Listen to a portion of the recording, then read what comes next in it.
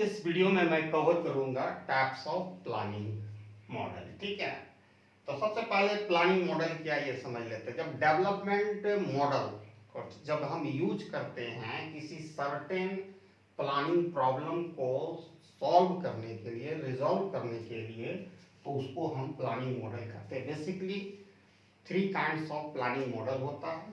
ठीक है, पहला होता है एग्रीगेट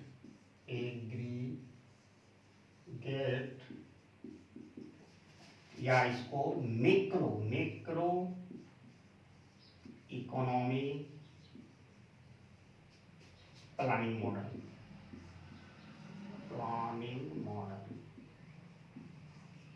ठीक है, पहला ये कैटेगरी होता है। अब इसमें कौन सा शामिल है वो हम देखेंगे। जब initial process of economics development हम लोग करते हैं, जैसे हमारा समय था कब प्लानिंग कमीशन 1950 में लागू हुआ था और हमारा फर्स्ट प्लान 1951 में 1 अप्रैल से स्टार्ट हुआ था 1951 से।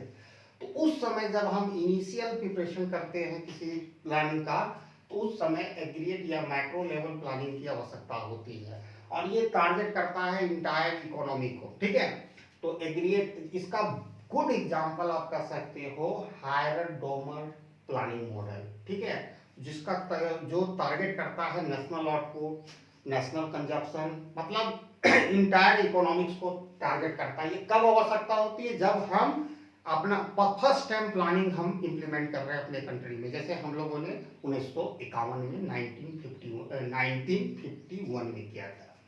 ठीक है, इसका गुड एग्जांपल, ये टारगेट जब भी करेगा किसको हिट करेगा? National level. मैक्रो का मतलब ही होता है लार्जर, यानी बड़ा बड़ा जो चीज होता है, जैसे माइक्रो एंड मैक्रो इकोनॉमिक्स में पढ़े थे। माइक्रो मतलब स्मॉलर, ये लार्जर ऑब्जेक्टिव को एट द नेशनल लेवल पर हिट करता है। और इसकी आवश्यकता तब होती है जब हम प्लानिंग का जर्नी स्टार्ट करते हैं। ठीक है, दूसरा होता है सेक्टोरल।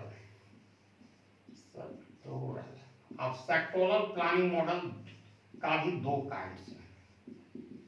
ठीक है, सेक्टोरल, ये किसी सेक्टोरल मॉडल हमेशा टारगेट हिट करेगा किसी सेक्टर का, लाइक मतलब इंडस्ट्रीज, एग्रीकल्चर, जितना भी सेक्टर में डिवाइड कर सकते हैं। इसका दो काइंड्स होता है। पहला जो काइंड्स होता है single sectoral planning, single sectoral planning model. ठीक है, अब सिंगल सेक्टोरल प्लानिंग मॉडल क्या होता है? ये single sectoral planning model always जो हमेशा अपना टारगेट किसको बनाएगा?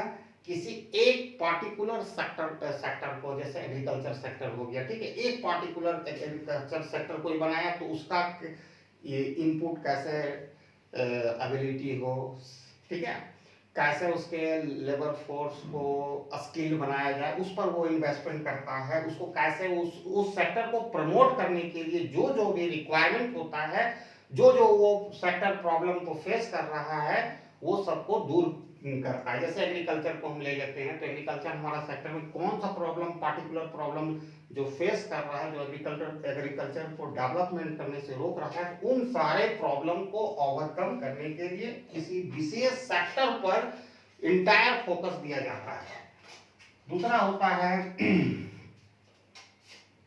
Man sector. ठीक है, मैन सेक्टर या मल्टी सेक्टर। ठीक है, इसको मल्टी सेक्टर भी कह दो, मल्टी सेक्टर प्लानिंग मॉडल। इसमें क्या है कि सारा सेक्टर मैंने जो मल्टी सेक्टर, एक से ज्यादा सेक्टर को टारगेट किया जाता है। ठीक है, इस मॉडल में मल्टी सेक्टर प्लानिंग मॉडल। अब इसमें जैसे इसका बेस्ट एग्जांपल आप दे सकते हो महल नोबिस का जो मॉडल था 4 सेक्टर का। महल नोबिस जो ये एक इंजीनियर थे, फिर इकोनॉमिक्स में कन्वर्ट हो गए। इसका 4 सेक्टर में था, domestic industry, agriculture, consumer good और कैपिटल गुड्स। ठीक है, इसका good example of multi sector planning model का 4 सेक्टर में इन्होंने इकोनॉमिक्स को डिवाइड किया था। और आई थिंक फर्स्ट प्लान या सेकंड प्लान इन्हीं के मॉडल पर आधारित था, ठीक है। तो ये महल नोविस का जो मॉडल आया था, I think second, I don't remember exactly, first या इधर फर्स्ट या सेकंड होगा, लेकिन सेकंड ही ज़्यादा हमको लग रहा है। फर्स्ट में हमको लगता है हेरोडोमर में हमारे कंट्री में 1951 में हुआ था, यानी 1956 में जो 1 अप्रैल से शुरू होगा प्लानिंग, वो महल नोविस का होगा। तो मल्टी सेक्टर प्लानिंग में एक साथ इकोनॉमिक्स के मल्टी सेक्टर मतलब एक से ज़्यादा सेक्टर को टारगेट किया जाता है, उसके प्रॉब्लम को रिजॉल्व किया जाता है, उसके डेवलपमेंट को प्रमोट किया जाता है, ठीक है। एंड फाइनल होता है comprehensive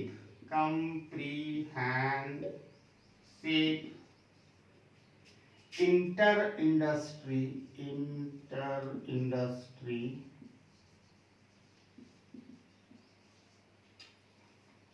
प्लानिंग मॉडल, ठीक है। प्लानिंग मॉडल, ये comprehensive inter industry planning model में दो वो टेक्निक जो इकोनॉमिक्स एनालिसिस में हम यूज करते हैं, उसका जैसे इनपुट आउटपुट एनालिसिस,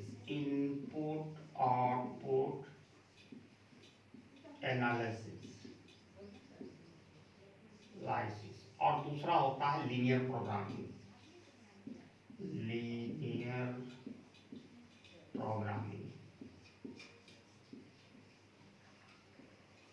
ठीक है। अब यहां देखो, जो comprehensive inter industries planning model वो दो टेक्निक का यूज करता है जो इकोनॉमिक्स एनालिसिस के लिए यूजफुल होता है, या बहुत ही पॉपुलर टेक्निक है, टूल है, इकोनॉमिक्स टूल को यूज करता है। पहला input output analysis and linear programming, ठीक है। तो इनपुट आउटपुट एनालिसिस क्या होता है भाई? एक सेक्टर की आउटपुट को, एक इंडस्ट्रीज के आउटपुट को दूसरी इंडस्ट्रीज में इनपुट के रूप में इस्तेमाल किया जाता है। जैसे आप लेदर इंडस्ट्रीज लोगे, चमड़ा उद्योग, तो उसका मतलब उसका जो इनपुट है, जो तैयार जहां हुआ, उसको शूज इंडस्ट्रीज, जूता चप्पल बनाने वाला इंडस्ट्रीज उसको इनपुट के रूप में हुआ। तो यहाँ चमड़ा उद्योग का आउटपुट चमड़ा हुआ, लेदर हुआ, और इसका जो इनपुट यूज करेगा फर्दर के लिए माने शूज इंडस्ट्रीज हो, तो वो हो गया। लीनियर प्रोग्रामिंग में क्या किया जाता है? ऑब्जेक्टिव फंक्शन को आइदर मैक्सिमाइजेशन किया जाता है या मिनिमाइजेशन किया जाता है विद द गिवन कंस्ट्रेंट। मतलब आपके ऑब्जेक्टिव फंक्शन को मैक्सिमाइज कर रहे हैं तो कुछ आपका सर्टेन बाधा भी है, उतने से रिसोर्सेस हैं, ठीक है। जैसे आपको वर्ल्ड टूर का प्लान बनाया गया है, मैंने आप मैक्सिमम पूरे इंडिया का भ्रमण कीजिए, ठीक है, और आपके पास पैसे के रिसोर्सेस मात्र 10,000 रुपया है, तो उतने ही गिवन रिसोर्सेस में ही आप जितना मैक्सिमम कर सकते हैं टूर, उतना कर सकते हैं। उसी तरह लीनियर प्रोग्रामिंग में आइदर ऑब्जेक्टिव फंक्शन को मैक्सिमाइज किया जाता है या मिनिमाइजेशन किया जाता है। अगर इकोनॉमिक्स का लैंग्वेज में आओगे तो जैसे हम आउटपुट को मैक्सिमाइज कर सकते हैं, लेकिन इसका कंस्ट्रेंट है गिवन लेवल ऑफ कैपिटल और लेबर, या तो कॉस्ट को मिनिमाइजेशन कर सकते हैं। अगर मैक्रो इकोनॉमिक्स में भी मैक्रो में आओ, जैसे इस इकोनॉमिक्स में मैक्रो में आओगे, या तो बात एक ही है, जैसे या तो हम मैक्सिमाइज कर रहे हैं एम्प्लॉयमेंट को, मैक्सिमाइज कर रहे हैं एम्प्लॉयमेंट को गिवन द कांस्टेंट, जितना हमारा पर उपलब्ध इंडस्ट्रीज है, जो भी हमारे पास जितना रिसोर्सेस है, या तो मिनिमाइजेशन कर रहे हैं अनएम्प्लॉयमेंट को विद द गिवन रिसोर्सेस। वही है लीनियर प्रोग्रामिंग, मतलब ऑप्टिमल माने ऑप्टिमल लोकेशन कर सकते हैं use of our natural resources. कैसे हम अपने नेचुरल रिसोर्सेस को यूज करें जिससे ज्यादा से ज्यादा लाभ हो विद द गिवन कंस्ट्रेंट। तो यही था planning model basically, and I hope everybody got and share my video to दो मैक्सिमम जितना हो सके आपके लिए, और प्लीज सब्सक्राइब करना ना भूलिए। अगर if you want to enjoy video like this, please subscribe my channel and make subscribe other person, ठीक है। Thanks for watching my video till end, जय हिंद।